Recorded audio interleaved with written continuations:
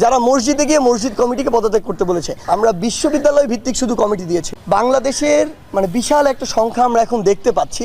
হঠাৎ করে আওয়ামী লীগ বিলুপ্ত হয়ে যাওয়ার ফলে, বিলুপ্ত বলতে আমি এমনটি বোঝাচ্ছি ক্ষমতার পতন হওয়ার ফলে, যখন বর্তমানে একটি অন্তর্বর্তীকালীন সরকার রয়েছে, বিশাল একটি সুবিধাবাজ গোষ্ঠী যারা সবসময় সবার আসলে যখন যেখানে পায় তখন সেখানকার খায়, এমন চরিত্রের বিশাল একটি গোষ্ঠী এখন আসলে, তার আগে ছিল ছাত্রলীগ, যুবলীগ, আওয়ামী লীগ, এখন একটি নতুন রূপ ধারণ করেছে।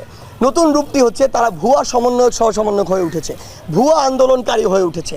তারা তাদের জায়গা থেকে বিভিন্ন কমিটি তৈরি করে, আমরা এমনও পেয়েছি যে উত্তরা 12 নম্বর সেক্টরে নাকি একটি কমিটি হয়েছে যারা মসজিদে গিয়ে মসজিদ কমিটিকে পদত্যাগ করতে বলেছে।